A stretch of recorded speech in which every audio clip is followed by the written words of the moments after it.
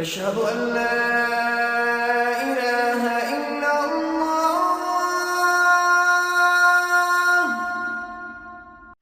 السلام عليكم ورحمة الله وبركاته. الحمد لله نحمده ونستعينه ونستغفره ونؤمن به ونتوكل عليه ونعوذ بالله من شرور أنفسنا ومن سيئات أعمالنا. من يهده الله فلا مضل له ومن يضلله فلا هادي له. وأشهد أن لا إله إلا الله وحده لا شريك له. وأشهد أن محمدا عبده ورسوله صلى الله تعالى عليه وعلى آله وصحبه أجمعين. أما بعد فأعوذ بالله من الشيطان الرجيم. بسم الله الرحمن الرحيم. ঈমান ভেঙে যায় কি কি কারণে? তার মধ্যে একটা কারণ ছিল শিরিক। যে শিরিক মানেটা কি? শিরিক শব্দের অর্থ হচ্ছে অংশীদারিত্ব, অংশীবাদ, মিলানো, সমকক্ষ করা, অংশী স্থির করা, সমান করা, ভাগাভাগি করা, সম্পৃক্ত করা। এই সবগুলো হচ্ছে কিসের অর্থ? শিরকুন শব্দের অর্থ।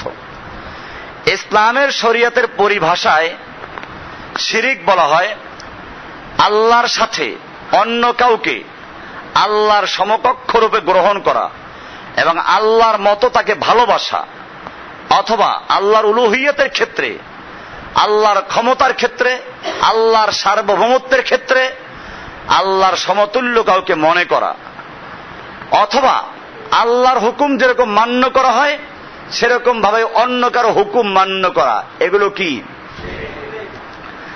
আসুন আমরা দেখি, আমরা যে শিরিক বললাম যে আল্লাহর ক্ষমতার মধ্যে কাউকে অংশীদার বানানো, আমরা মুসলিমরা বলি আশহাদু আল্লা ইলাহা ইল্লাল্লাহ, আল্লাহ ছাড়া আর কোন ইলাহ নেই। মানে কি? সার্বভৌম ক্ষমতার মালিক কে? এটা সূরায়ে আল ইমরানের 26 নম্বর আয়াতে পরিষ্কার করা আছে, কুলিল্লাহুম্মা মালিকাল মুলক, হে নবী আপনি জানিয়ে দিন, কুল আল্লাহুম্মা মালিকাল মুলক, আল্লাহ হচ্ছেন সমস্ত ক্ষমতার মালিক। সমস্ত ক্ষমতার মালিক কে? তুতিল মুলকা মান তাশাউ, তুমি যাকে ইচ্ছে করো তাকে ক্ষমতা দান করো।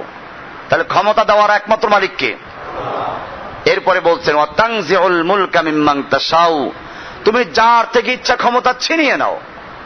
অত ইজ্জু মান তাশাউ, তুমি যাকে ইচ্ছা ইজ্জত দান করো। অত জিল্লু মান তাশাউ, যাকে ইচ্ছা অপমান করো।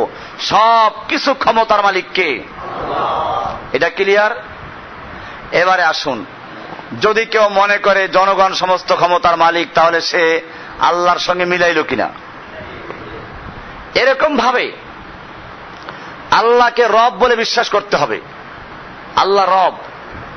এখন আমি আল্লাহকে রব বললাম, রব মানে কি? দেখেন একটা জিনিস খেয়াল করবেন, এটা বোঝার জিনিস। আইন কাকে বলে বলতে পারেন? আইন বলে সার্বভৌম ক্ষমতার মালিকের হুকুম যেটা, ওইটার নাম কি? আইন। যেখানে যার অধিকার আছে।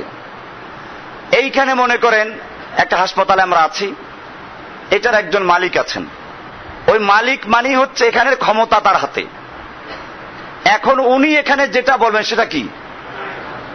আর আমি যদি এখানে সারাদিনও কমান্ড দেই কর্মচারীদেরকে, কেউ মানবে? কেন মানবে না? আমার কমান্ড আছে কিন্তু ক্ষমতা নাই। আর একজনের ক্ষমতা আছে কিন্তু সে কমান্ড দিলে চলে না, এটা হবে? এই জন্য দেখবেন এই যে সংসদে যারা বসে তারা কিন্তু ক্ষমতা নিয়ে বসে। জনগণ, আমাদের দেশে সংবিধানে লেখা আছে 7-1, যেটা আগের সংবিধান ছিল, এখনটা জানি না, এখন দেখি না, নতুনটা পাইনি এখন হাতে।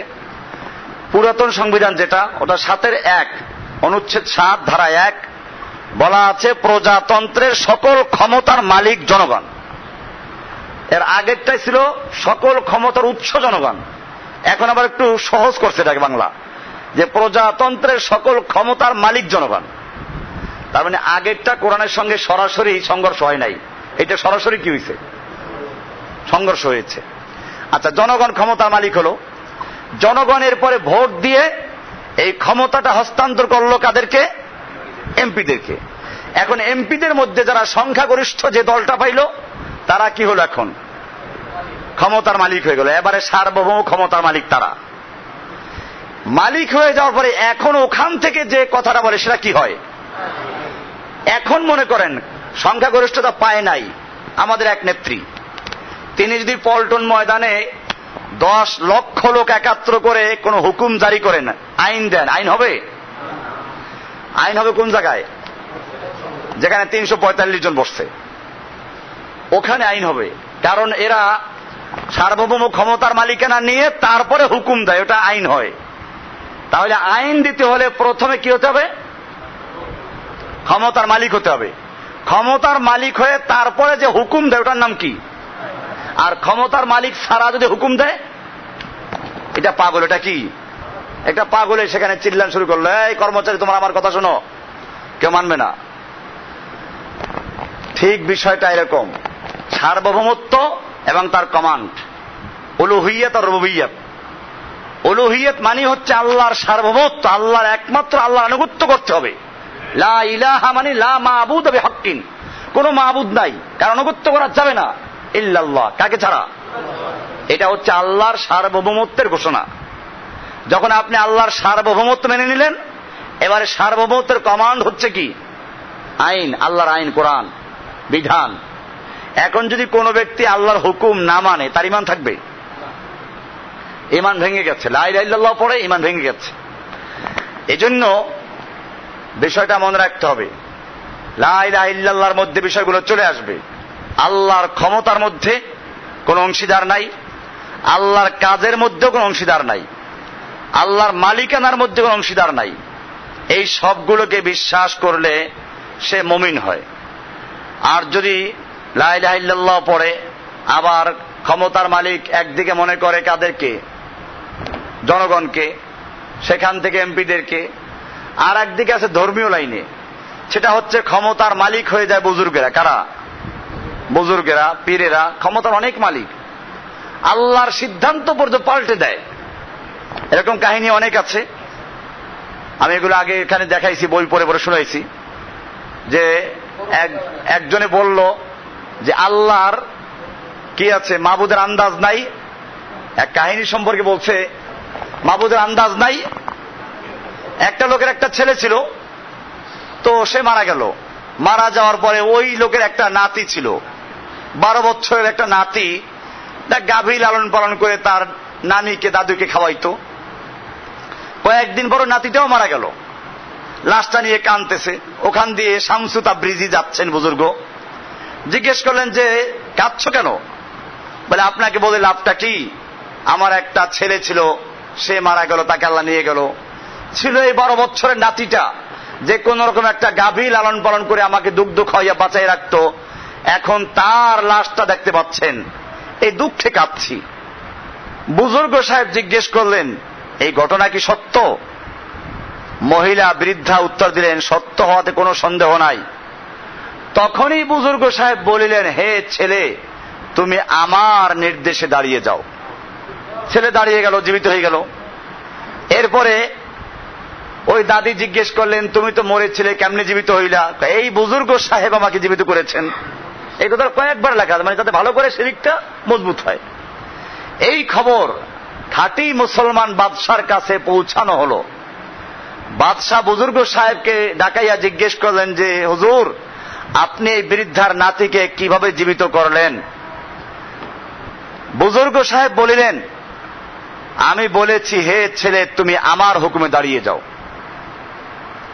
বাদশাহ বলিলেন, আফসোস, আপনি যদি বলতেন আল্লাহর হুকুমে দাঁড়িয়ে যাও। বুজুর্গ সাহেব বলিলেন, মাবুদের কাছে আবার কি জিজ্ঞেস করিব তার আন্দাজ নাই। এই লোকটার মাত্র একটা ছেলে ছিল, তাও নিয়ে গেল। তারপরে ছিল এই 12 বছরের একটা নাতি। কোন রকম একটা গাভী লালন পালন করে এই বৃদ্ধার জীবনটা বাঁচিয়ে রেখেছিল, তাকেও নিয়ে গেল। এই জন্য আমি রুহু জগৎ থেকে, মাবুদের দরবার থেকে জোরপূর্বক রুহুটা ছিনিয়ে নিয়ে এসেছি।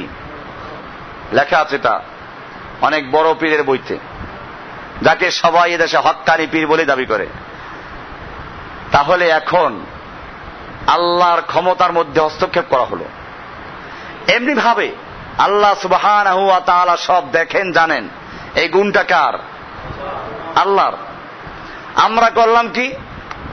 বুজুর্গেরা সব দেখে, এটা ভিন্ন বিষয়। আমরা এটা ক্লিয়ার করতে চাই, কোনো বিষয় অস্পষ্ট যেন না থাকে। কারামতকে আমরা অস্বীকার করি না। কারামতুল আউলিয়াকে আমরা অস্বীকার, আউলিয়াদের কারামত আছে, এটা খুব ভালো করে বোঝার চেষ্টা করবেন, কারণ এইগুলো ক্লিয়ার না বুঝলে সমস্যা হয়। আমরা কি বলতে চাই এটা বুঝে না বুঝেই খামাখা বিরোধিতা করে। আমি এটা আজকে ক্লিয়ার করে দিচ্ছি, আমরা কোন বুজুর্গের কারামতকে অস্বীকার করি না। আহলুস সুন্নাহ জামার আকীদা। তাই বলে কোরআন সুন্নাহর বিরুদ্ধে যদি কোনো কারামত নামে কিছু করা হয় তাও বিশ্বাস করি না। আসুন এবার দলিল নেন। নবীদের মৌজুদা থেকে শুরু করি। আমাদের নবী সাল্লাল্লাহু আলাইহি ওয়াসাল্লাম একদিকে বদরের যুদ্ধের আগের রাত্রে সাহাবায়ে কেরামদেরকে বলে দিলেন, ভয় পেও না, কালকে দেখবা এইখানে আবু জাহেলের লাশ, এখানে উতবার লাশ, এখানে সাহেবার লাশ। এবং ঠিকই পরের দিন দেখা গেল আল্লাহর রাসূল সাল্লাল্লাহু আলাইহি ওয়াসাল্লাম যেখানে চিহ্নিত করেছিলেন তার থেকে এক চুল এদিক সেদিক যায় নাই। তাহলে এটা আল্লাহর রাসূল সাল্লাল্লাহু আলাইহি ওয়াসাল্লামের কি মুজিজা, আল্লাহ তাআলা জানিয়ে দিয়েছেন। এখন যে কেউ মনে করে এটা নবীর মুজিজা, সবসময় আল্লাহর রাসূলের ক্ষমতা এটা, তাহলে আমরা দেখব আল্লাহর রাসূল সাল্লাল্লাহু আলাইহি ওয়াসাল্লামের খাবারের মধ্যে একজন ইহুদি মহিলা দাওয়াত দিল, বকরির গোশতের সঙ্গে বিষ মিশিয়ে আল্লাহ নবীকে খাওয়াইল। এটা দেখলেন না কেন? আল্লাহ তাআলা দেখান নাই। আল্লাহ তাআলা দেখানোর পরে তিনি দেখেছেন, আল্লাহ জানাবার পরে জেনেছেন।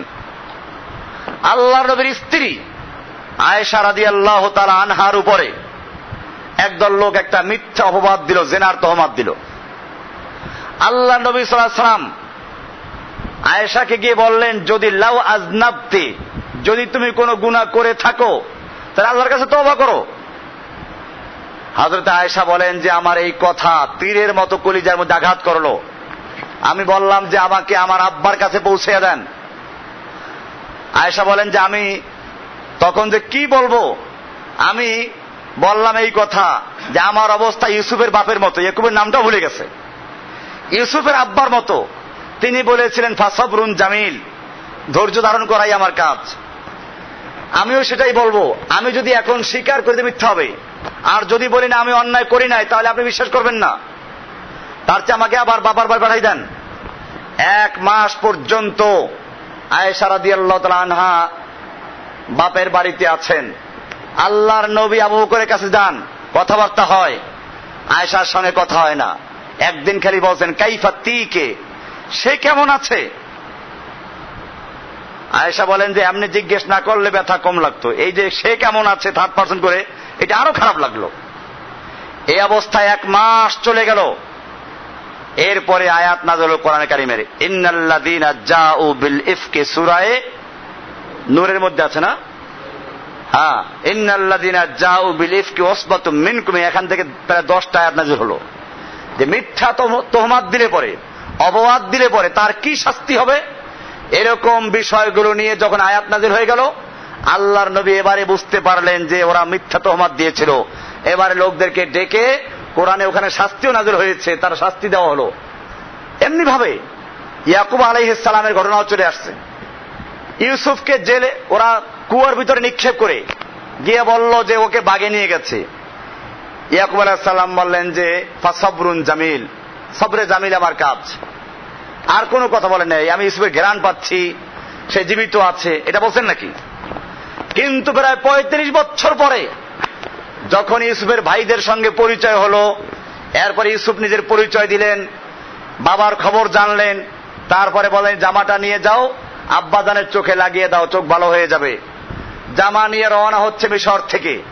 আর ইয়াকুব আলাইহিস সালাম বাড়িতে বসে বলছেন, কোরআন বলছে, ইন্নী লাআজিদু রিহা ইউসুফ লাউলা আন তুফান্নিদুন, আমি ইউসুফের ঘ্রাণ পাচ্ছি, যদি তোমরা আমাকে মানসিক রোগী না বলো, সেই পুরান পাগল না বলো, তাহলে আমি বলবো আমি ইউসুফের ঘ্রাণ পাচ্ছি।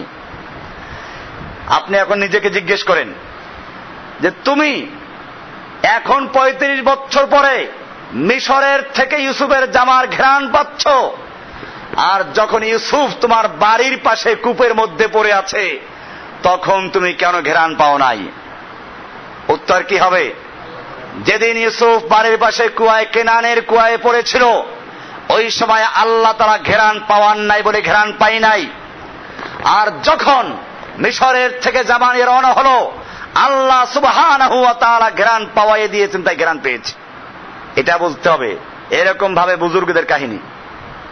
ওমর ইবনুল খাত্তাবের একটা হাদিস আছে, যদি ওই হাদিসটা কেউ দুর্বল বলেছেন, মেম্বারে খুতবা দিচ্ছেন, সেই সময় হঠাৎ করে বললেন, ইয়া সারিয়া আল জাবাল, হে সারিয়া, পাহাড়ে থাকো, পাহাড়ে দিয়ে লক্ষ্য রাখো। সারিয়া ছিলেন একজন কমান্ডার যুদ্ধের, অনেক দূরে যুদ্ধ হচ্ছিল। যুদ্ধে তারা পাহাড়ের উপরে ছিল, বিজয় লাভ করেছে, শত্রু বাহিনী পালায় নাই, তারা ওত পেতে বসে আছে পাহাড়ের নিচে, নামার সময় আবার হামলা করবে। ওমর বিন খাত্তাব মসজিদে নববীর মেম্বারে খুতবা দিচ্ছিলেন, তখন এই দৃশ্য দেখে বলে দিলেন, ইয়া সারিয়া আল জাবাল, হে সারিয়া, পাহাড়ের দিকে লক্ষ্য রাখো। নামাজের শেষে সাহাবীরা জিজ্ঞেস করেন, খুতবার মধ্যে আপনি কি বললেন? এখন তো আমরা খুতবা দেই, কেউ বুঝে না। কি বললেন আপনি? যে বললাম, ওই যে সাহাবী সারিয়ার নেতৃত্বে যুদ্ধ হচ্ছিল, ওখানে এই পরিস্থিতি ছিল, আমি কমান্ড দিলাম। বলে আপনার কমান্ড কি তারা শুনেছে? বলে হ্যাঁ শুনেছে, অবশ্যই শুনেছে। আসার পরে জিজ্ঞেস করেছে, বললো যে হ্যাঁ হ্যাঁ, আমরা মসজিদে নববীতে বসে ওমর বিন খাত্তাবের আওয়াজ যেরকম শুনতে পাই, ঠিক সেরকম স্পষ্টভাবে শুনতে পেয়েছি। হাদিসটা কেউ কেউ জয়ীফ বলেছেন। তো যদি আমরা সহি মেনেও নেই, তো আমরা বলবো এটা একটা তার কারামত। আচ্ছা আসুন, এই ওমর ইবনে খাত্তাব কেমনে নিহত হয়েছেন আপনারা জানেন?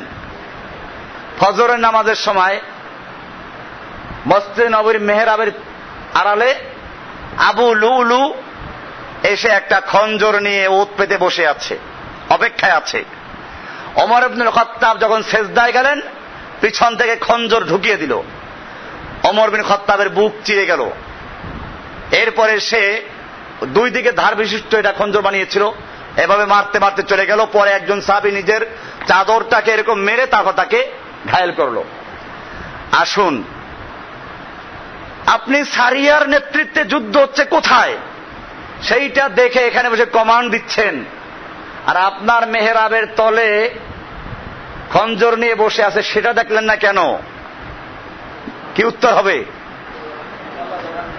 আল্লাহ তাআলা এটা দেখান নাই, তাই দেখি নাই, আর ওটা আল্লাহ দেখিয়েছেন, তাই বলে বিষয়টা ক্লিয়ার কিনা? বিষয়টা বুঝতে হবে। আমরা কারামতুল আউলিয়াকে অস্বীকার করছি না, কিন্তু তাই বলে কারামত কোন কুক্ষিগত ক্ষমতার নাম নয়, সমস্ত ক্ষমতা কার হাতে? এখানেই পার্থক্য, ক্ষমতা নিয়ে। আমরা কারো ক্ষমতা স্থায়ী কোনো ক্ষমতা না।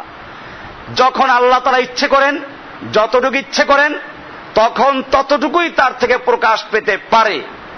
আর যখন আল্লাহ তাআলা ইচ্ছে করেন না, তখন তার একটা মাছি ধরার ক্ষমতা থাকে না। এটা বুঝতে হবে। এটা আরো ক্লিয়ার করছি। আল্লাহর রাসূল সাল্লাল্লাহু আলাইহি ওয়াসাল্লামের দরবারে দুজন সাহাবী আসলো, হাদিসটা মিশকাতেও আছে, সহিহ হাদিস। দীর্ঘ সময় পর্যন্ত আলোচনা করার কারণে রাত্র গভীর হয়ে গেছে, অন্ধকার রাত্রি কেমনে যাবেন। দুজন লোক রাস্তায় বের হলো, দুজনের হাতে দুটো লাঠি, একটা লাঠি জ্বলে উঠলো, আলোকিত হয়ে গেল। দুইজনের রাস্তা যে পর্যন্ত একসাথে, মনে করেন এখান থেকে দুইজন মেইন রোডে যাবে, তো এই ছোট রাস্তা দুজন একসাথে গেল, একটা লাঠি জ্বলতেছিল। এরপরে দুজনের রাস্তা আলাদা, এরপরে আর একজনের লাঠিটাও জ্বলে উঠল। এটা কারামত, এটা আমরা স্বীকার করি। তবে শর্ত যদি কোরআন সুন্নাহর কোনো কিছুর সাথে খেলাফ না হয়। আর কোরআন সুন্নাহর সাথে যদি পরিপন্থী হয় তাহলে এই কারামত মানা যাবে না, এটা কুফরি, এটা শিরিক। এখন আসুন, এই যে কারামত, মাবুদের কাছে আবার কি জিজ্ঞেস করব, এইটিকে মানা জায়েজ আছে? এটা কোরআনের একটা আয়াতের পরিপন্থী না। মাবুদের আন্দাজ নাই। আল্লাহ বলছেন ইন্না কুল্লা শাইইন খালাকনাহু বিকদার, আমি সব কিছু পরিমিতভাবে সৃষ্টি করেছি, সব আন্দাজ মতো, বেআন্দাজে কিছু না। এরপরে যদি আমাদের কাছে বেআন্দাজে মনেও হয়, আল্লাহর ভুল ধরা যাবে? আল্লাহ কোরআনে বলেছেন লা ইউসআলু আম্মা ইয়াফআলু ওয়া হুম ইউসআলুন, আল্লাহ তাআলা যেটা করেন সেখানে কেন এই প্রশ্ন করার অধিকার কারো নাই। আল্লাহ সকলকে প্রশ্ন করবেন, আল্লাহকে প্রশ্ন করার অধিকার কারো নেই। এখন যদি কেউ এরকম প্রশ্ন তুলে, আল্লাহর আন্দাজ নাই, আল্লাহর কাছে আমরা কি জিজ্ঞেস করব, তাহলে এইটাকে আমরা কারামত বলবো না, এটা শয়তানি বলবো? এটা পরিষ্কার শয়তানি এবং পরিষ্কার শিরকি গুনাহ। এটা কিসের আল্লাহর ওলি? এরকম ভাবে আমাদেরকে মনে রাখতে হবে। ওই যে বলি না, তাজকিরাতুল আউলিয়াতে লেখা আছে, দেখবেন ইব্রাহিম ইবনে আদহামের কাহিনীতে, উনি হজ করতে গিয়ে দেখলেন যে কাবা নাই, কাবা নাই, সিজদায় পড়ে গেলেন, আল্লাহ তোমার কাবা কোথায় গেল? আল্লাহ তাআলা জানাইলেন যে না, তোমার কোনো দোষ না যে তুমি কাবা দেখতে পাচ্ছ না, বিষয়টা হচ্ছে কাবা চলে গেছে। আমার এক বৃদ্ধা বান্দি আল্লাহর ওলি রাবেয়া বসরি হজ করতে আসতেছে, তাকে আগাইয়া আনার জন্য চলে গেছে, কাবা চলে গেছে। এখন আপনাকে আমি জিজ্ঞেস করি, কাবা যে চলে গেল, এই কাবার দিকে ফিরে যারা নামাজ পড়ে তখন নামাজের কি হবে? কাবায় প্রত্যেকটা মুহূর্তে তওয়াফ চলে, তওয়াফের কি হবে? কাবা যে চলে গেল। তারপরে আসুন, এই যে কাবা চলে গেল, আল্লাহর নবী সাল্লাল্লাহু আলাইহি ওয়াসাল্লাম মদিনার থেকে উমরা করতে হুদায়বিয়া পর্যন্ত আসলেন। মক্কার লোকেরা বাধা দিল, ওসমানকে পাঠাইলেন, যাও মক্কার লোকদেরকে বুঝাও আমরা উমরা করতে এসেছি, যুদ্ধ করতে আসি নাই। মক্কার লোকেরা ওসমানকে একটু আটকে দিয়ে ছড়াই দিল যে ওসমানকে হত্যা করা হয়েছে। বিষয়টা যাচাই করার জন্য মুসলমানদের প্রতিক্রিয়া কি হয়, এই জন্য প্রতিক্রিয়া থাকতে হবে, কুফাররা ভয় পেয়ে যাবে। আল্লাহর নবীর তাবুতে যখন খবর আসলো ওসমানকে হত্যা করা হয়েছে, আল্লাহর নবী সাল্লাল্লাহু আলাইহি সাল্লাম বললেন ইয়া সাবা শাজারা, ওহে গাছের নিচে অবস্থানকারী সাহাবীরা চলে আসো, ওসমানকে হত্যা করা হয়েছে। আল্লাহর নবী হাত রেখে দিলেন, আসো বায়াত করো, যতক্ষণ পর্যন্ত ওসমান হত্যার বদলা নিতে গিয়ে হয়তো মক্কা বিজয় করে ছাড়বো, নতুবা সকলে শহীদ হয়ে যাব, একটা লোক মদিনায় ফিরে যাব না, এই মর্মে কে কে রাজি আছো বায়াত করো। 1400 সাহাবায়ে কেরাম পর্যায়ক্রমে আল্লাহর নবীর হাতের উপরে হাত রেখে বায়াত করলেন। এক পর্যায়ে আল্লাহর নবী সাল্লাল্লাহু আলাইহি ওয়াসাল্লাম নিজের বাম হাতটাকে ডান হাতের উপরে রেখে দিয়ে বলছে এটা ওসমানের হাত, যাতে এই বায়াতের থেকে ওসমান বঞ্চিত না হয়। বায়াত হয়ে গেল। আসলে কি ওসমানকে হত্যা করা হয়েছিল? আল্লাহর নবী যদি গায়েব জানতেন তাহলে এই খামাখা বায়াত নিতেন নাকি? বুঝতে হবে, আল্লাহ তাআলা জানাইলে জানেন, না জানাইলে জানেন না, এটাও মাঝখানে বলে দিলাম। যাই হোক, বায়াত হয়ে গেল, আল্লাহর পক্ষ থেকে আয়াত নাযিল হয়ে গেল লাকাদ রাদিয়াল্লাহু আনিল মুমিনিন ইয ইউবাইউনাকা তাহতা আশ-শাজারা, আল্লাহ তাআলা মুমিনদের প্রতি সন্তুষ্ট হয়ে গেছেন আর রাজি হয়ে গেছেন, খুশি হয়ে গেছেন যখন তারা আপনার হাতের উপর হাত রেখে বায়াত করছিল গাছের উপরে, গাছের নিচে বসে। আল্লাহ তাআলা খালি এ পর্যন্ত রাজি হয়ে শেষ করেন নাই, আল্লাহ বলছেন ইয়াদুল্লাহি ফাওকা আইদিহিম, তাদের হাতের উপরে স্বয়ং আল্লাহর নিজের হাত ছিল। সাহাবায়ে কেরাম বায়াত করলেন আর কবিতা পড়তে লাগলেন নাহনুল্লাযীনা বায়াউ মুহাম্মাদা আলাল জিহাদে মা বাকিনা আবাদা, আমরা সে জাতি যারা আল্লাহ নবীর হাতে হাত দিয়ে বায়াত করেছি, আমরা জিহাদ চালিয়ে যাব যতক্ষণ পর্যন্ত আমাদের দেহের সঙ্গে রূহ থাকবে। এই ছিল সাহাবায়ে কেরামদের বায়াত। এই বায়াত লয়ে গেছে কোথায় জানেন? পীরেরা নিয়ে গেছে, চিন্তাই করে, ডাকাতি করে নিয়ে গেছে। এই যে পীর মুরিদির বায়াত কোথায় পাবে? এই আয়াতগুলো পড়ে ওই হাদিসগুলো পড়ে, কিন্তু বায়াত নিবে আমিরুল মুমিনিন, বায়াত নিবে খলিফাতুল মুসলিমিন। সেই খেলাফত ব্যবস্থাটাকে ধ্বংস করে দিয়ে বায়াত নিয়ে গেছে কোথায়? এখন আবার একটা সিলসিলা বানাইছে। আল্লাহর নবী নাকি আলীকে খেলাফত দিয়ে গেছেন, আলী দেশের হাসান বসরিকে সাজারা বলে, সাজারা মানে বৃক্ষ, গাছের ডাল, এখান থেকে ডাল ছাড়তে ছাড়তে চলে গেছে কোথায়? আমি জিজ্ঞেস করতে চাই, শিয়াদের একটা আকীদা আছে, আপনারা কি শিয়া কিনা? শিয়াদের আকীদা হচ্ছে আল্লাহর নবী সাল্লাল্লাহু আলাইহি ওয়াসাল্লাম গাদিরে খুম নামক জায়গায় আল্লাহর নবী সাল্লাল্লাহু আলাইহি ওয়াসাল্লাম আলীকে বললেন যে আলী তুমি আমার পরে খলিফা হবে, খেলাফত দিয়ে গেলেন। শিয়ারা এজন্য বলে যে আল্লাহর রাসূল সাল্লাল্লাহু আলাইহি ওয়াসাল্লামের পরে আবু বকর, ওমর, ওসমান, এই যে তিনজন খলিফা, এরা যেহেতু আল্লাহর নবীর ফয়সালা মানে নাই, আলীকে খলিফা মানে নাই, এজন্য তারা নিজেরা মুরতাদ হয়ে গেছে, তারা মুনাফিক ছিল, এবং তাদেরকে যারা মান্য করে তারা সব মুনাফিক হয়ে গেছে। নাউজুবিল্লাহ মিন যালিক। এটা কাদের বক্তব্য?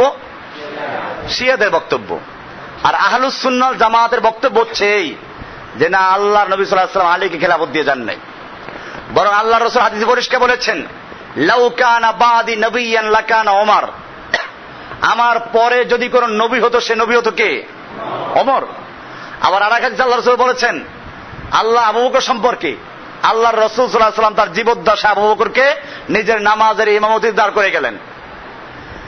আল্লাহর নবীর পাশে যাদের কবর হলো সমস্ত সাহাবায়ে কেরাম ঐক্যমতের ভিত্তিতে যেখানে কবর দিলেন, এমনকি আলী নিজেও তো আবু বকরকে শেষে বয়াত দিলেন, ওমরকে বয়াত দিলেন। যদি আল্লাহর রাসূল সাল্লাল্লাহু আলাইহি ওয়াসাল্লাম আলীকে বয়াত দিয়ে যেতেন, খেলাফত দিয়ে যেতেন, তাহলে আলীর জন্য ফরজ ছিল সেটা প্রকাশ করা যে আলী যুদ্ধ করলেন, যে হাসান হোসাইন এজিদের বিরুদ্ধে যুদ্ধ করলেন, তারা চুপ ছিলেন কি জন্য? বাপের খেলাফতে লড়েন না কি জন্য? জীবনের ভয়তে? এটা মিথ্যা কথা। আলী নিজে মেনে নিলেন, হাসান মানলেন, হোসাইন মানলেন, সমস্ত সাহাবায়ে কেরাম মানলেন, এমনকি সমস্ত সাহাবায়ে কেরামরা ঐক্যমতের ভিত্তিতে আল্লাহর নবীর পাশে যাদেরকে কবর দিলেন।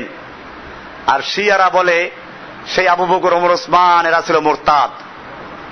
আমি বলতেছিলাম যে শিয়াদের আকীদা হচ্ছে এই যে আল্লাহ নবীর পরে আলী ছিল খলিফাতু বিলা ফসল, সরাসরি খলিফা, মাঝখানে তিনি অবৈধ। আপনারা কি ওইটা বলেন কিনা যে আলীকে খেলাফত দিয়ে গেছিল, ওই খেলাফত কিনা?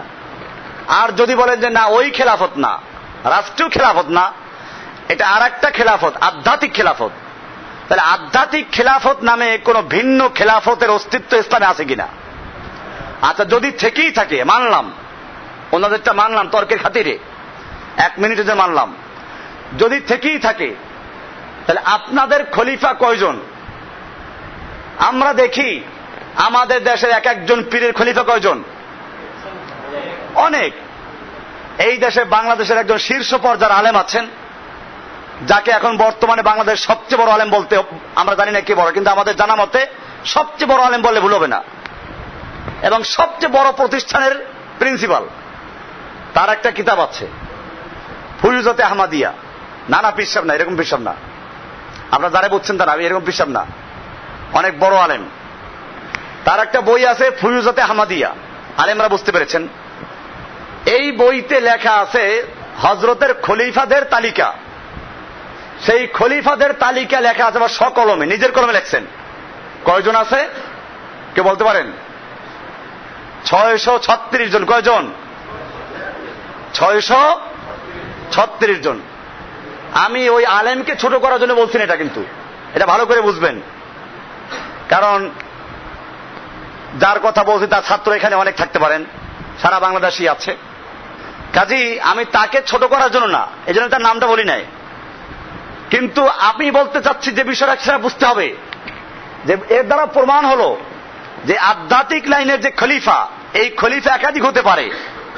তাহলে আমি জিজ্ঞেস করতে চাই, আপনি আপনার মেহনতের মাধ্যমে, আত্মশুদ্ধির মাধ্যমে আপনি 636 জনকে খেলাফত দেওয়ার উপযুক্ত মনে করলেন, আল্লাহর নবী সাল্লাল্লাহু আলাইহি সাল্লাম কি সারা জীবনে একজনকে উপযুক্ত মনে করলেন আলীকে? এছাড়া আর কাউকে খেলাফত দেওয়ার উপযুক্ত মনে করেন নাই? খালি আলীকে খেলাফত দিলেন, আর কোন ব্যক্তি এই খেলাফত পাওয়ার উপযুক্ত ছিল না? আবু বকর কি সেই আধ্যাত্মিকতা অর্জন করতে পারেন নাই? ওমর অর্জন করতে পারেন নাই? ওসমান পারেন নাই? আবু উবায়দা পারেন নাই? বেলাল হাফসি পারেন নাই? সালমান পারেন নাই? সোহাইব রবি পারেন নাই? মুআজ পারেন নাই? সাআদ পারেন নাই? এরকম হাজার লক্ষ সাহাবী, এত সাহাবায়ে কেরামদের মধ্যে কাউকে আল্লাহ রাসূল সাল্লাল্লাহু আলাইহি ওয়াসাল্লাম খেলাফত দেওয়ার মতো তৈরি করতে পারলেন না। তৈরি করতে পেরেছেন কয়জন মাত্র? আর আপনি পাচ্ছেন কতজন?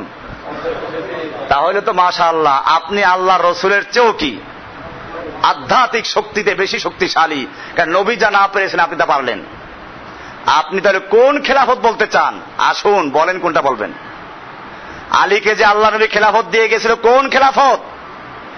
যদি বলেন রাষ্ট্রীয় খলিফা, তাহলে শিয়াদের পক্ষে আপনি চলে গেলেন। তাহলে মাঝখানে তিনজন বাদ, তারা মোরতাদ, তাদেরকে মেনেছে তারা মোরতাদ। আলী নিজেও যেহেতু মেনেছে, আলীও মোরতাদ। আর যদি বলেন যে না, রাষ্ট্রীয় খেলাফত না, আধ্যাত্মিক খেলাফত, তাহলে আধ্যাত্মিক খেলাফত শুধু আলীকে দিলেন, অন্যরা দোষ করলো কি? অন্যরা উপযুক্ত ছিল না? এটা কি সাহাবায়ে কেরামদের শানকে, মর্যাদাকে, আল্লাহ নবীর ছাত্রদেরকে আপনি ছোট করলেন না? আপনি নিজে 100 খলিফা বানাইতে পারেন, 500 খলিফা বানাইতে পারেন, আর আল্লাহ রাসূল সাল্লাল্লাহু আলাইহি ওয়াসাল্লাম সারা জীবনে খলিফা বানাইতে কয়জন? কোন খলিফা বলবেন? একটু আল্লাহকে ভয় করেন। কেবল জসিমউদ্দিন রহমানীর বিরোধিতা করতে যাইয়েন না, চিন্তা করে আল্লাহকে ধরা পড়তে হবে। এই খেলাফত বায়াতকে আপনারা ছিনতাই করেছেন। যে খেলাফত বায়াত ছিল রাষ্ট্রের, সেই খেলাফত বায়াতকে ছিনতাই করে তারপরে নিয়ে গেছে কোথায়? এর কোন দলিল নাই।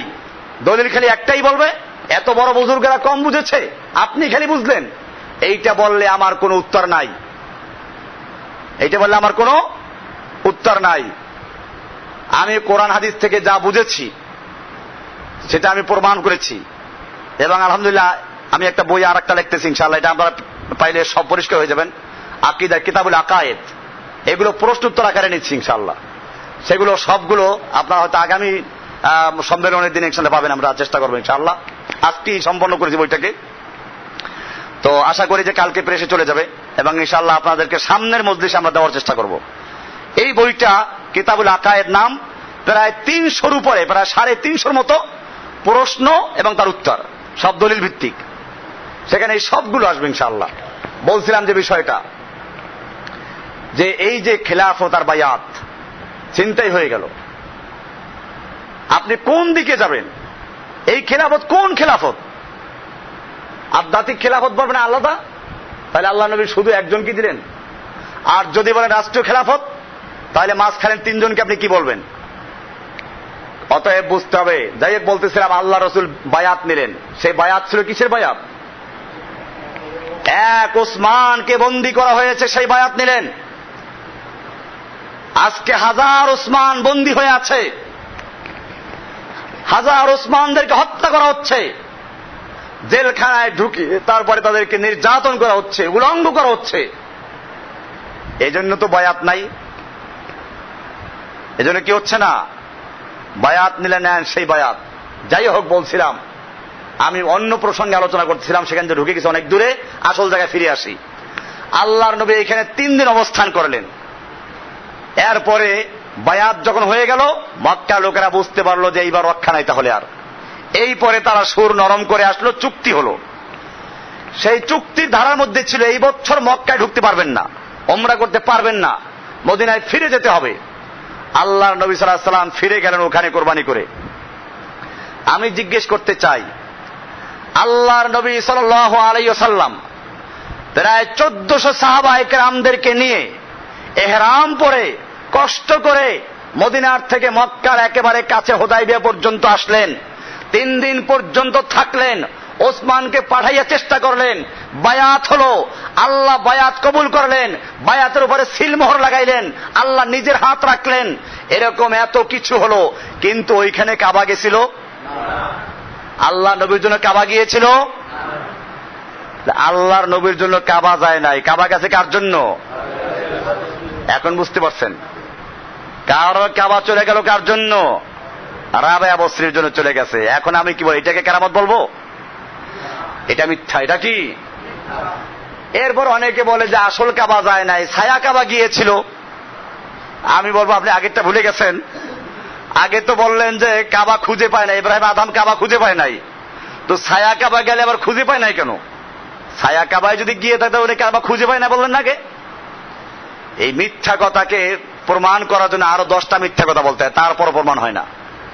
এই জন্য বুঝতে হবে। আমি বলতেছিলাম যে বিষয়টা, যে কারামত, এই কারামতের নামে শিরিক আছে আমাদের সমাজে। বুজুর্গরা সব দেখে, মুরিদের অন্তরের খবর সব জানে, লেখা আছে ওদের কিতাবে। আশ-শাইখু জাসুসু কলবিল মুরিদ, পীর হচ্ছে মুরিদের কলবের অন্তরের গোয়েন্দা। ইয়াদখুলু ওয়া ইয়াখরুজু, পীর মুরিদের অন্তরে ঢুকে আর বের হয়। ওয়ালা ইয়াত্তালিউ আলাইহিল মুরিদু, কিন্তু মুরিদে তার টেরও পায় না। পীর মুরিদের অন্তরে ঢুকে আর বের হয়, মুরিদ কি করে না? টের পায় না। এই যে কতগুলো ক্ষমতা, আমরা এগুলোকে বলি শিরিক। এগুলো কি শিরিক? এগুলো ধর্মীয় শিরিক। আরো অনেক আছে। হুজুর আপনাকে দেখা মাত্র অতীত, বর্তমান, ভবিষ্যৎ সব বলে দিবেন। এগুলো বলার মালিক কে? না মানুষ। মানুষ কোন আলেমুল গায়েব না, গায়েবের মালিক একমাত্র কে? এই জন্য আমার এই বইতে আজকে 4টা প্রশ্ন উত্তর লিখেছি। আল্লাহর নবী কিসের তৈরি? আল্লাহর নবী মানুষ ছিলেন কিনা? আল্লাহর নবী আলেমুল গায়েব ছিলেন কিনা? আল্লাহর নবী সব জায়গায় হাজির নাজির কিনা? প্রত্যেকটা প্রশ্ন উত্তর কোরআন এবং সহিহ হাদিস থেকে দেওয়া, কোনো কথা নিজের না, ডাইরেক্ট কোরআন আয়াত দিয়ে জবাব দেওয়া আছে। তো যাই হোক, আমরা শিরিক নিয়ে আলোচনা করি। এবার আসুন শিরিক সম্পর্কে কোরআনের আয়াত কতগুলো আমরা শুনি এবং হাদিস শুনি। শিরিকের ভয়াবহতা কি? আল্লাহ সুবহানাহু ওয়া তাআলা বলছেন সূরা নিসার 36 নম্বর আয়াতে, ওয়াবুদুল্লাহা ওয়ালা তুশরিকু বিহি শাইআ, তোমরা আল্লাহর ইবাদত করো, আল্লাহর সঙ্গে কোনো কিছুকে শরীক করো না। এরকম ভাবে আল্লাহর রাসূল সাল্লাল্লাহু আলাইহি ওয়াসাল্লামকে জিজ্ঞেস করা হয়েছিল, আব্দুল্লাহ বিন মাসউদ থেকে বর্ণিত, সাআলতুন নবিয়্য সাল্লাল্লাহু আলাইহি ওয়াসাল্লাম আইয়ুয যামবি আযম ইনদাল্লাহ, আমি আল্লাহর নবীকে জিজ্ঞেস করলাম যে ইয়া রাসূলুল্লাহ, সবচেয়ে বড় গুনাহ আল্লাহর কাছে কোনটি, সবচেয়ে বড় পাপ কোনটি? তো আল্লাহ রাসূল সাল্লাল্লাহু আলাইহি ওয়াসাল্লাম বলেন, ক্বালা আন তাজআলা লিল্লাহি নিদ্দান ওয়া হুয়া খালাকাকা, তুমি আল্লাহর সঙ্গে কাউকে শরীক করা অথচ তিনি তোমাকে সৃষ্টি করেছেন। আল্লাহ তোমাকে সৃষ্টি করেছেন আর তুমি তার সঙ্গে শরীক করো, এটা সবচেয়ে বড় গুনাহ। এটা কেন বললেন? কেন বলেন? এজন্য যে দুনিয়াতে মানুষেরাও শিরিক পছন্দ করে না। আপনি আপনার স্ত্রীকে বিয়ে করলেন, ঘরে গিয়ে দেখলেন যে আপনার খাটে আর একটা পুরুষ। আপনি জিজ্ঞেস করলেন স্ত্রীকে, এটাকে? বলে এটা তোমার মতো আরেকজন, একটু শরীক করলাম, অংশীদার বাংলা তোমার সাথে একটু অংশীদার করলাম। কোন স্বামী এটা মানবে? রুচিশীল কোন স্বামী মানবে না। আর যদি হুমায়ুন আজাদ মার্কা হয় তো ভিন্ন কথা। এরকম ভাবে আপনার ছেলে আপনাকে বাদ দিয়ে আরেকজনকে বাপ ডাকে, তো কি হবে? প্রথম বলবেন যে না, অবুঝ শিশু, কিছু বলবেন না। এরপরে বড় হওয়ার পরে যখন ডাকে তখন কি করবেন? এরকম ভাবে শিরিক দুনিয়াতে কেউ পছন্দ করে না। আল্লাহর রাসূল সাল্লাল্লাহু আলাইহি ওয়াসাল্লাম সেজন্য বললেন, আনতা জাআলা লিল্লাহি নিদ্দান ওয়া হুয়া খালাকাকা, তুমি আল্লাহর সঙ্গে শরীক করো অথচ আল্লাহ তাআলা তোমাকে সৃষ্টি করেছেন। এরকম আল্লাহ সৃষ্টি করা সত্ত্বেও যিনি তোমাকে সৃষ্টি করে, তিনি তার মালিক, তুমি তাকে তার সঙ্গে শরীক করবে, এটা আল্লাহর কাছে সবচেয়ে বড় অন্যায়, বড় গুনাহ। এজন্য আল্লাহ তাআলা বলছেন সূরা নিসার 48 নম্বর আয়াতে বলছেন, ইন্নাল্লাহা লা ইয়াগফিরু আন ইউশরাকা বিহি, আল্লাহর সঙ্গে যদি কোনো ব্যক্তি শিরিক করে আল্লাহ তাকে ক্ষমা করবেন না, ওয়া ইয়াগফিরু মা দুনা যালিকা লিমান ইয়াশাউ, আর এছাড়া আল্লাহ তাআলা এর চেয়ে নিচের গুনাহ, এর চেয়ে ছোট যত গুনাহ, মা দুনা যালিকা, এর চেয়ে ছোট গুনাহগুলো আল্লাহ ক্ষমা করে দিবেন। এরকম ভাবে আরেকটা আয়াত আছে সূরা নিসার 116 নম্বর আছে, সেখানে বলা আছে, ইন্নাল্লাহা লা ইয়াগফিরু আন ইউশরাকা বিহি ওয়া ইয়াগফিরু মা দুনা যালিকা লিমান ইয়াশা ওয়া মান ইউশরিক বিল্লাহি ফাকাদ দাল্লা দালালাম বাঈদা, যে আল্লাহর সঙ্গে শিরিক করে আল্লাহ তাকে ক্ষমা করবেন না, আর যে আল্লাহর সঙ্গে শিরিক করলো সে অনেক অনেক দূরে চলে গেছে। এ সম্পর্কে আল্লাহর রাসূল সাল্লাল্লাহু আলাইহি ওয়াসাল্লাম আরেকটা হাদিস বলছেন, যে হাদিসটা আবু যার গিফারি থেকে বর্ণিত। তিনি বলেন যে আল্লাহর রাসূল সাল্লাল্লাহু আলাইহি ওয়াসাল্লাম বলেছেন, ইন্নাল্লাহা ইয়াগফিরু লিআবদিহি মা লাম ইয়াকাইল হিজাব, আল্লাহ তাআলা তার বান্দাকে ক্ষমা করতে থাকেন যতক্ষণ পর্যন্ত পর্দা না পড়ে যায়। কি না পড়ে যায়?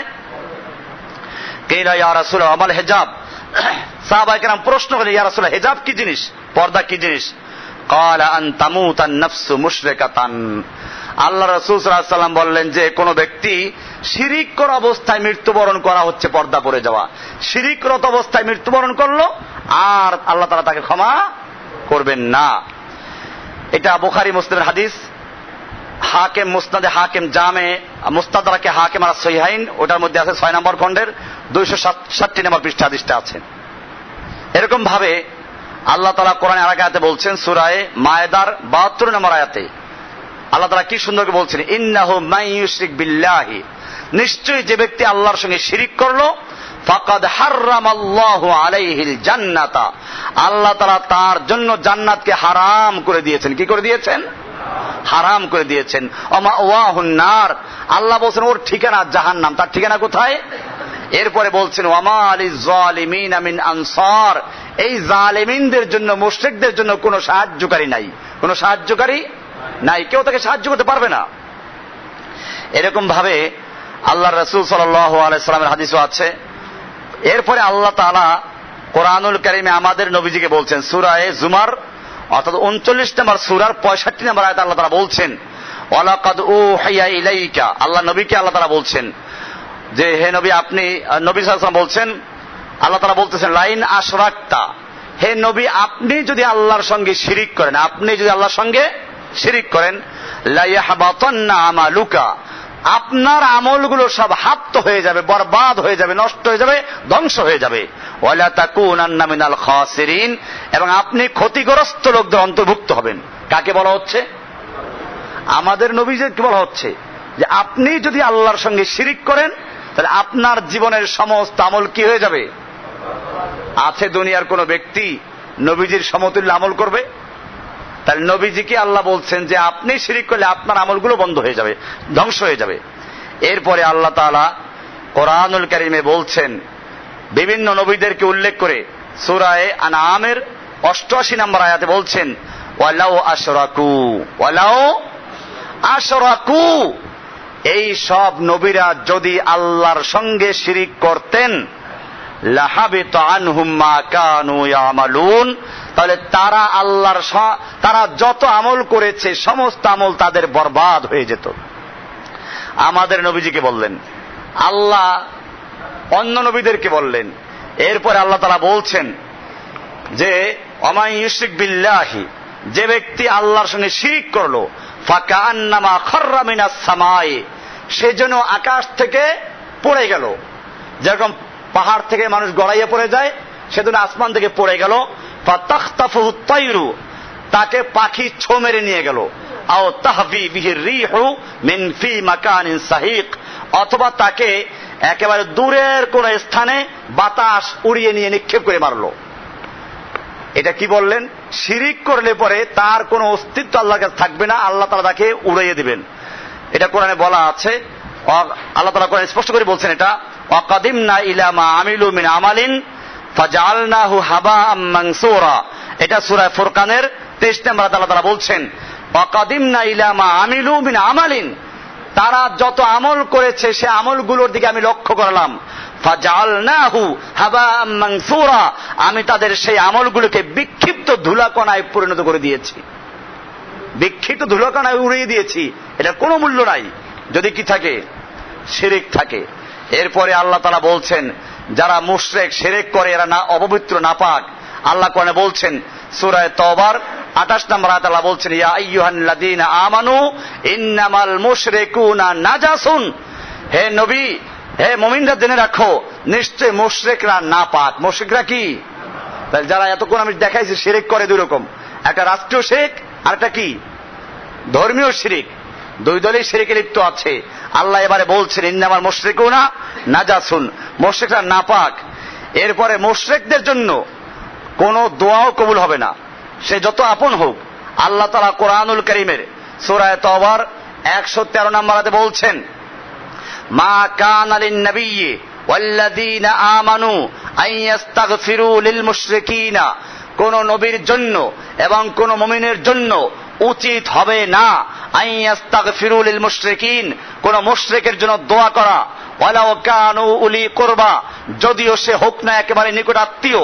মিন বাদে মা তাবায়্যানা লাহুম আন্নাহুম আসহাবুল জাহিম, যখন তাদের কাছে পরিষ্কার হয়ে গেল, সুস্পষ্ট হয়ে গেল যে সে জাহান্নামের অধিবাসী, জাহান্নামী হয়ে গেছে, এখন আর দোয়া করাও জায়েজ নাই।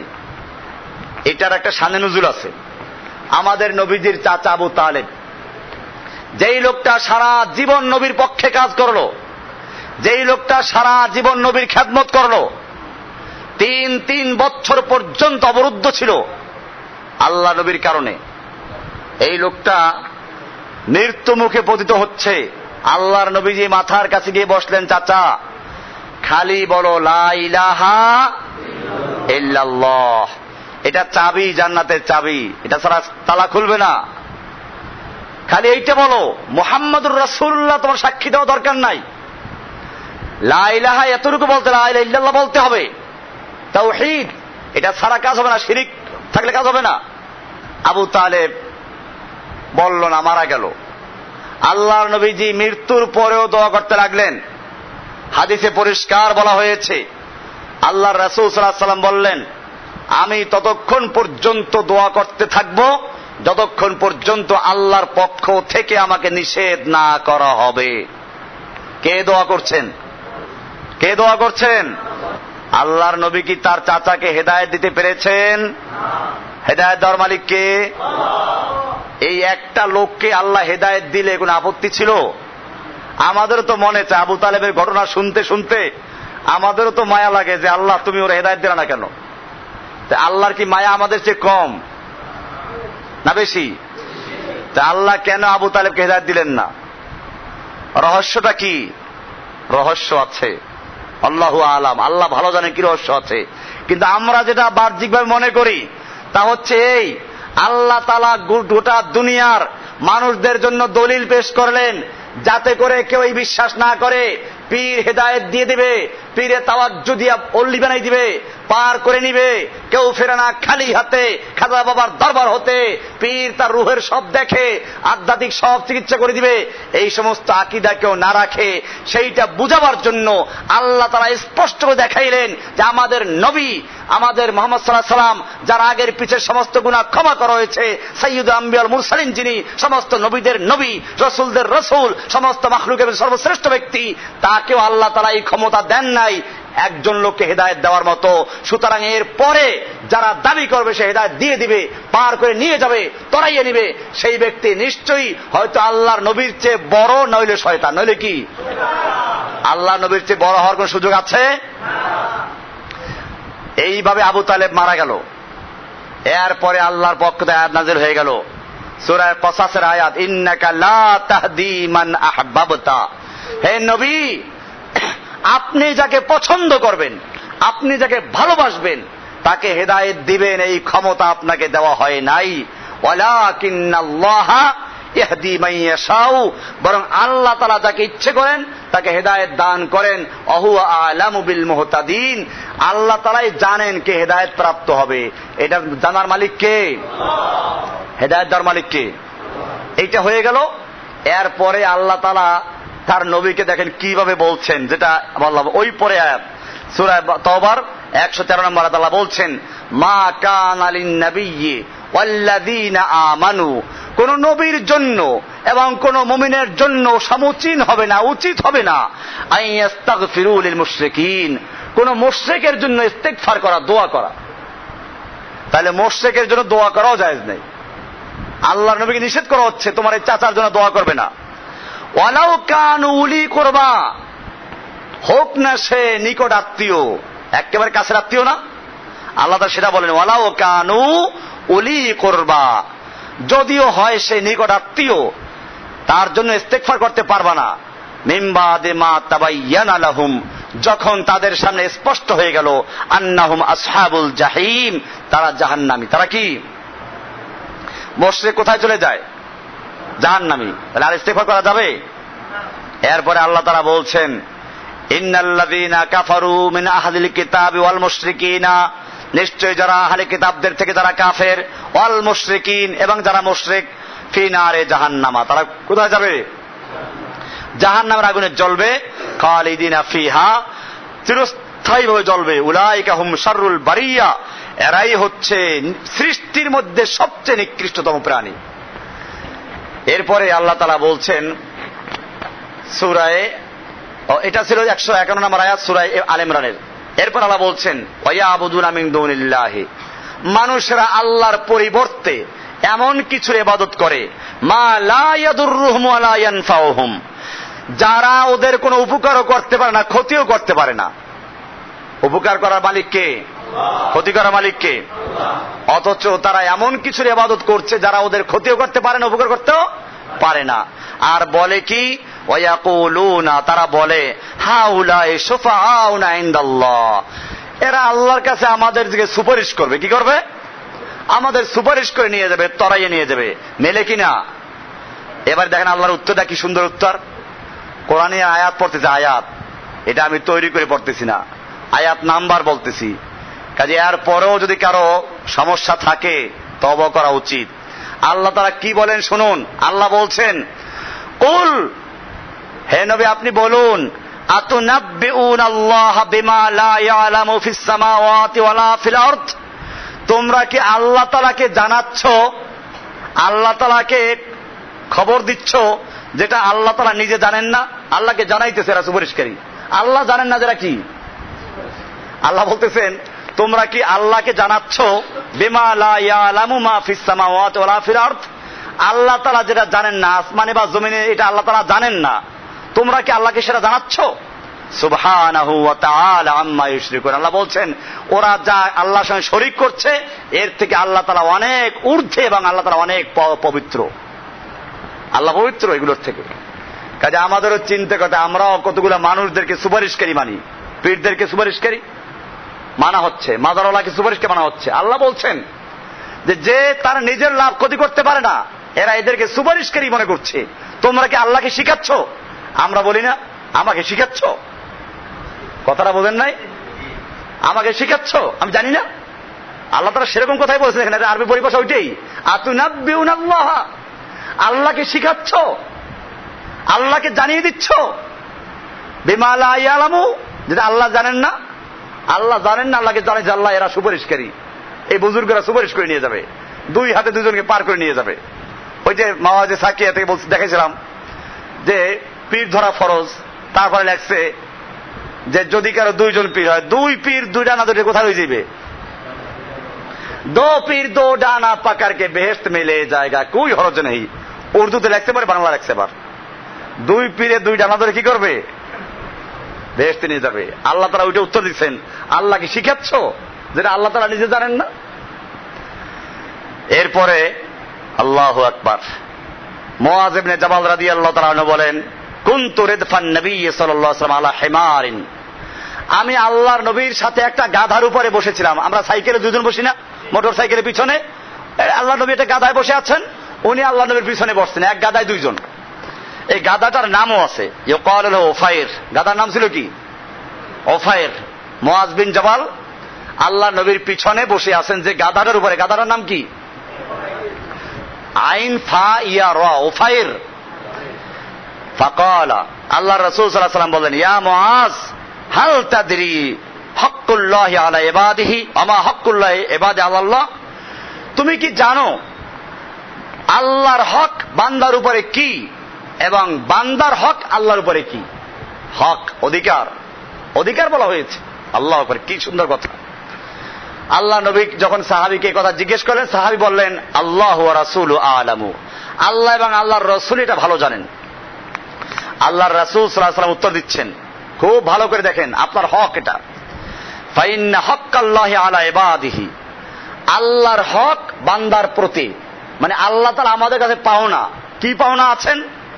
আইয়াবুদুহু ওয়া লা ইউশরিকু বিহি শাইআ, যে তারা শুধুমাত্র আল্লাহর ইবাদত করবে, আল্লাহর সঙ্গে অন্য কোনো কিছুকে শরীক করবে না। এটা কার হক? কার কাছে? বান্দার কাছে। আর পক্ষান্তরে হক্কুল ইবাদি আলাল্লাহি, আর বান্দার হক আল্লাহর কাছে আল্লাহ ইউআযযিবা মাল্লা ইউশরিকু বিহি শাইআ, আল্লাহর সঙ্গে যেই লোকটায় কোনো কিছুকে শরীক করে না তাকে শাস্তি না দেওয়াটা হচ্ছে এই বান্দার হক আল্লাহর কাছে পাওনা।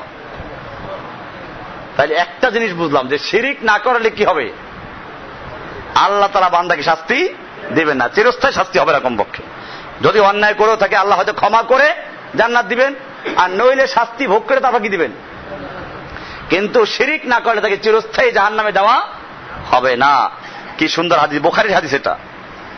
এমনি ভাবে আল্লাহর রাসূল সাল্লাল্লাহু আলাইহি ওয়াসাল্লাম আরেক হাদিস আছে, আল্লাহ রাসূল সাল্লাল্লাহু আলাইহি ওয়াসাল্লামের থেকে বর্ণনা করছেন মুআয বিন জাবাল, এটাও হাদিসটা। উনি বলেন যে ক্বালা রাসূলুল্লাহ সাল্লাল্লাহু আলাইহি ওয়াসাল্লাম বিআশারি কালিমাতিন, আল্লাহর রাসূল সাল্লাল্লাহু আলাইহি ওয়াসাল্লাম আমাকে 10টা কালিমা শিখিয়েছেন। কয়টা কালিমা? 10টা কালিমা শিখিয়েছেন। কি কি উনি গণনা করলেন? 1 নাম্বার, লা তুশরিক বিল্লাহি ওয়া ইন কুতিলতা ওয়া হুররিকতা, তুমি আল্লাহর সঙ্গে কোনো কিছুকে শরীক করবে না, যদিও তোমাকে আগুনে পোড়াইয়া দেওয়া হয় অথবা তোমাকে কতল করে দেওয়া হয়, তবুও তুমি আল্লাহর সঙ্গে কোনো কিছুকে শরীক করবে না এবং শিরিক করবে না। 2 নাম্বার, ওয়ালা তাউক্কান্না ওয়ালিদাইকা, তুমি তোমার পিতা মাতার অবাধ্য হবে না। ওয়াইন আমারাকা আন তাখরুজা মিন আহলিকা ওয়া মালিকা, যদিও তারা উভয়জন তোমাকে হুকুম করে তুমি তোমার আহাল এবং মাল ত্যাগ করে চলে যাও, তারপরও মা বাবার সাথে অবাধ্য হবে না, হুকুম অমান্য করবে না। তারপরে 3 নাম্বার বললেন, ওয়ালা তাতরুকান্না সালাতান মাকতুবাতান মুতাআম্মিদান, খবরদার তুমি কোন ফরজ সালাতকে ইচ্ছে করে তরক করবে না। কারণ ফাইন্না মান তারাকা সালাতান মাকতুবাতান মুতাআম্মিদাতান, যে ব্যক্তি কোন সালাতকে, ফরজ সালাতকে ইচ্ছে করে তরক করে, ফাকাদ বারিয়াত মিনহু জিম্মাতুল্লাহ, আল্লাহ তাআলার জিম্মা তার থেকে মুক্ত হয়ে যায়, আল্লাহ তাআলা ফ্রি করে দেন। অর্থাৎ তার দায় দায়িত্ব আল্লাহ গ্রহণ করেন না, আল্লাহ যার দায়িত্ব গ্রহণ করেন না, তার অবস্থা কি হবে? সে নিশ্চয় ধ্বংস হবে। এরপরে আল্লাহ রাসূল সাল্লাল্লাহু আলাইহি ওয়াসাল্লাম বললেন, এটা কয় নাম্বার গেল?